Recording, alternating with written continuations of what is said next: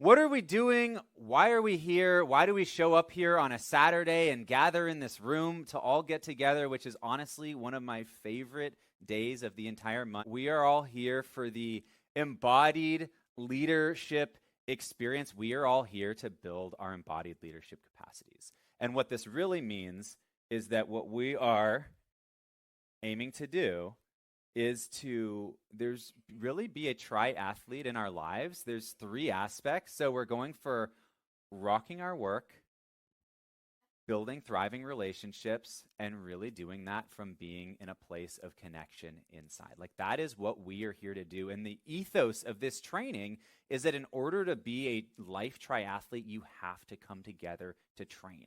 And you have to train in groups. And I'm going to talk about that in a sec. Our approach to doing that is very different than maybe other places where we are focused on the life and leadership skills, but at the base of this and the base of this work is all about the somatic training and the somatic connection as a foundation of your leadership that you bring into yourself and you bring into your life. And this is more important than ever it has been. And why is that? Because these are the human skills and the human qualities. And especially as we move into this age of AI, whereas society is going to rapidly change, business is going to rapidly change over the next 5 to 10 years, the most essential skills to have, not only for business, but in personal element, is it's the human skills. And this is exactly what we come here to do every Saturday, once a month, to train in. The embodied presence. How do you work with boundaries, which we'll be working with next month? Embodied communication, feedback, adaptability, resilience, somatic regulation. It's like these foundational human skills is actually what's going to allow us to go through this next wave of evolution on the planet and do that in a connected, in a human, and in an actual functional way, because there's going to be so much change and shifting.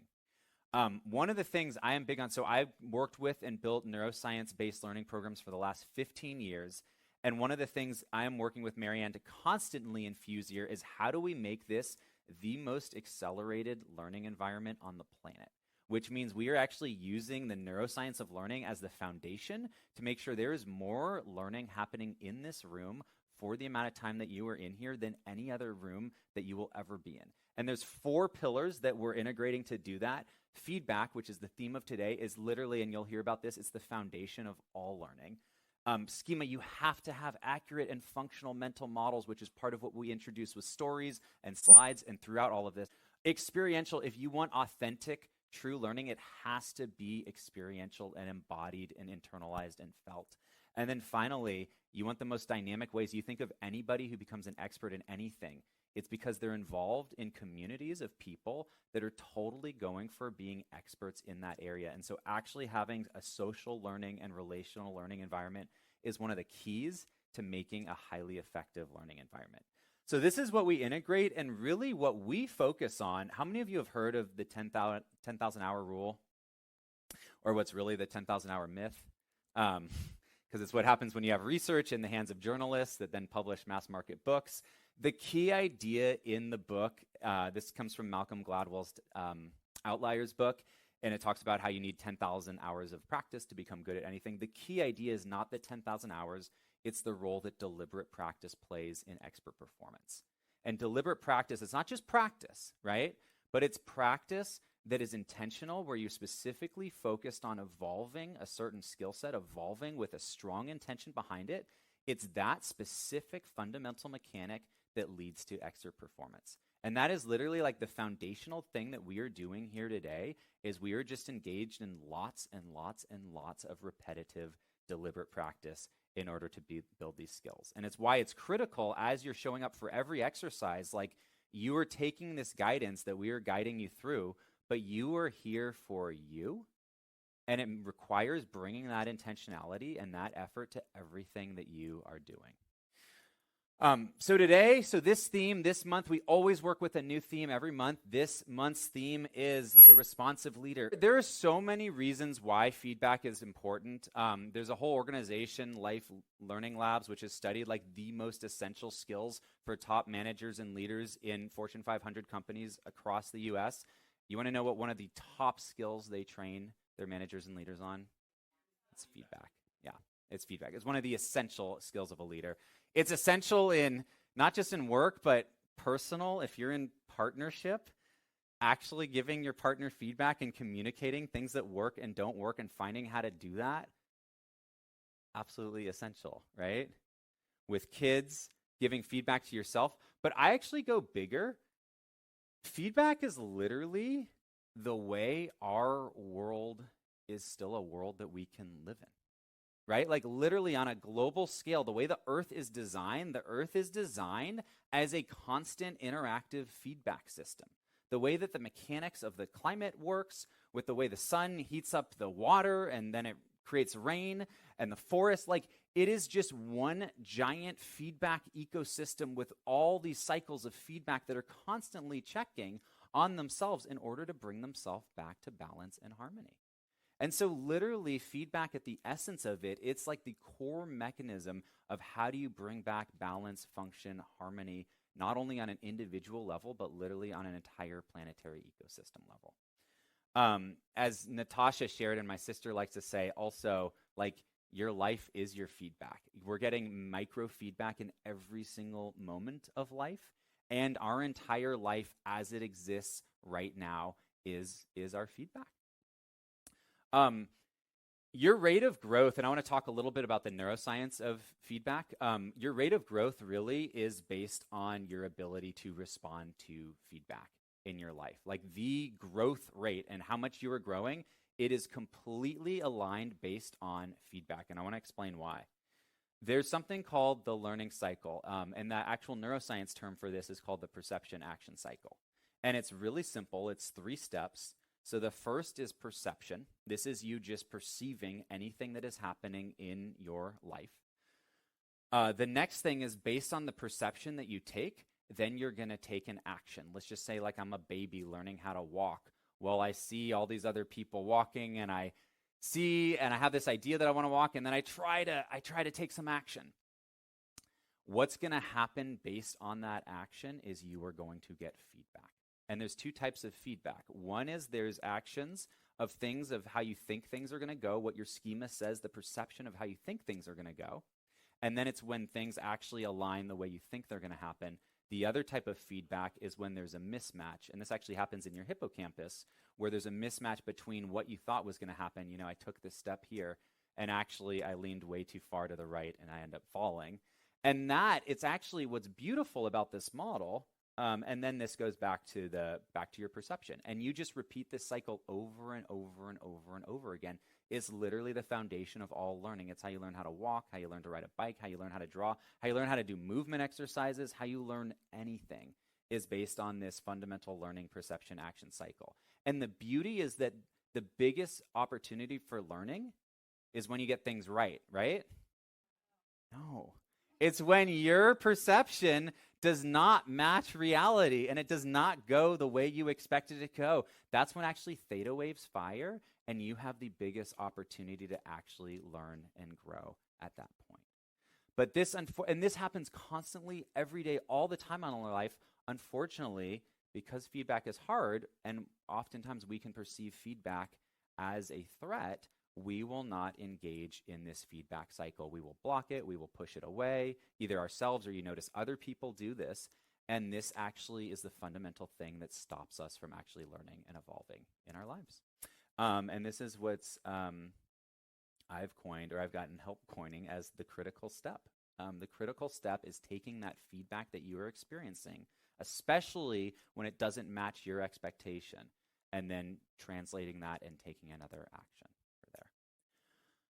We talked about why feedback is so hard, and I named a little bit about it, but I want to hear a few other thoughts. Why is feedback so hard? But also, it could bring up the, like, I'm not enoughness and, like, go into victimhood when you're not open to the feedback or Totally. taking. Or also people's feedback can be a projection of them, and so discerning what is their projection, or what is the energy that is coming through for you. Yeah, so the feedback is either the projection or it triggers the I'm not enoughness. Either one of those in both sides. And you can see how this is part of why it's so challenging. This is why relationship is so challenging, right? It's 2 people coming together to align, and actually you understand what I'm trying to say, even though we're completely different people. I mean, I've been married for almost 15 years, 13, 14 now. Yeah. 13 or 14 years. And it is, that communication dance is still a dance that we're optimizing. How do I actually hear what she has to say? This is my wife, Tiara, by the way, for anyone that doesn't know. And our relationship just keeps getting better and better and better because we do this work, and it just gets better every single year. But it's still finding this is a completely different person, completely different awarenesses. And so how can I even communicate in a way that she's going to understand it? Because completely different background, and her language is by far the most challenging, misinterpreted thing, because we think the language patterns we use are the same definitions that everyone else has. And of course, that's not the case. So you're even using words I'm saying right here, and your schema, based on your history and the way you're interpreting it right now, is actually different than what I'm saying and what I'm meaning. We don't see the world as we are. We see the world as we are. A schema is a mental model. So pretty much your entire understanding of life and everything, the neuroscience term for that is schemas. It's essentially the mental models that you build in your life. And this is what either creates thriving or where you have what's called ineffective schemas or not accurate schemas. That's pretty much what leads to all pain and suffering in our lives, is where we have inaccurate schemas. So it's not the problem of the action we take, it's the problem of the interpretation. How we're interpreting what's coming in then often creates a, triggered response. So, my favorite example ever. This is where I realized what was in my head is controlling my life. I was here driving on the freeway, literally right down the street, getting on the on-ramp, and there's 2 lanes getting on the freeway, side by side, and there's a car next to me, I'm right here, and then there's a car in front of both of us. And the light turns green for us to get on the freeway, and the person in front of me goes, the person next to them goes, and then the person next to me also just goes with them. And I'm like, what the F? What an ass. They're trying to get ahead, and, I have this whole thought experience about them, and gosh, drivers out there, right? All of these effed up drivers, and then I'm appropriately wait my turn, right? I'm not trying to sneak ahead. And then the light turns green, I go, and I look at the sign, and you know what the sign says? 2 green cars. Yeah, you all have driven on that on-ramp before, right?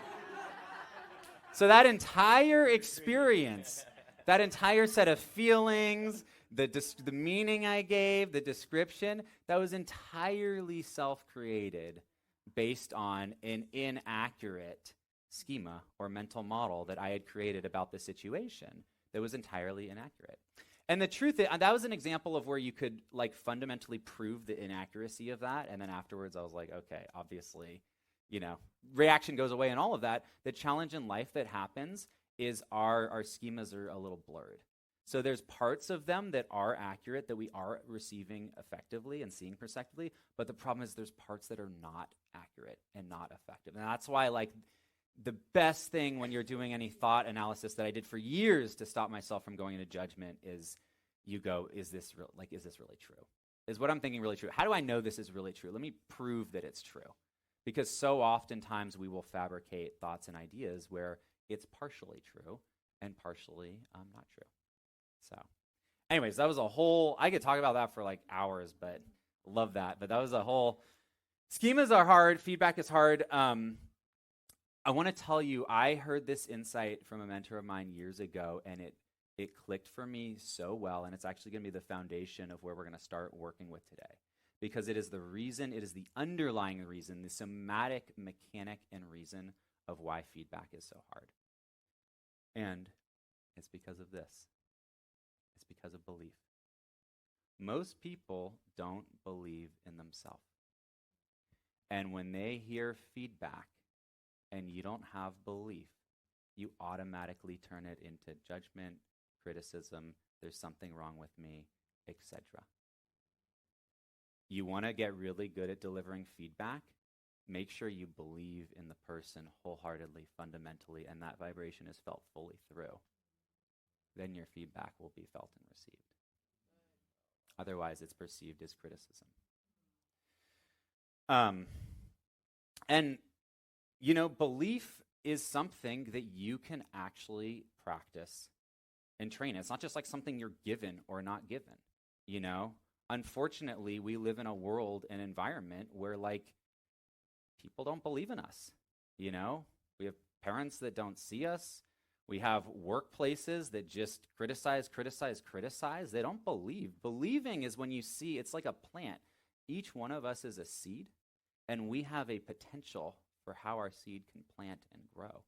And believing in someone is seeing that seed inside the individual and seeing what's possible for them to grow into, and doing that and feeling that with yourself. And you really need, this is why we do this in community, you really need that belief from the outside to build that on the inside. And you can really build that through practice. Yes, I want to tell you, we are experts in knowing there's nothing wrong with you. And there's just something you don't know how to do yet. And my kids were raised like this. This was the culture I had with my husband our entire lives. And this is what we're giving you, the opportunity to learn how to do whatever it is you don't know how to do yet, and to get the results you need to get, because Kai and I and Christy, we have belief in ourselves and in you. And when we see you, we see your seed and we see your potential. So I just want you to know that's what makes the space safe. That's it. That's the bottom line. So I just wanted to reassure you that if wherever you're walking around with something that's wrong with me, it's because of the culture you grew up in. You're not in that culture now. Every one of us see you as, oh, you haven't learned something yet. That's it. Which makes it really possible for you to literally achieve anything you want. And one thing I know, based on raising all my kids take feedback, because our culture that we grew up in, is my husband and I gave each other feedback all the time, openly, and it wasn't like some big deal. And it wasn't some criticism, it's just feedback, more feedback. Well, people got sick of it maybe around us, but you know what? It worked. It worked. Exactly. For anyone that's not familiar with the Dance Live mechanics, somatic movement forms is drop in, flow easy, reach out, power up, gotta move. This is going to be the foundation of all of this learning. How do you learn all this? It starts in the body, starts with the somatics. That's where we're going to start. So here's our arc for today. We're actually going to start with belief, and we're going to give a good chunk to really dive in to this aspect of the belief, the feeling of belief, the connection to that. We'll start by working with the somatics of feedback, and then we're going to really ramp into the giving and receiving feedback. But it's all based on building that foundation of the fundamental truth of feedback, which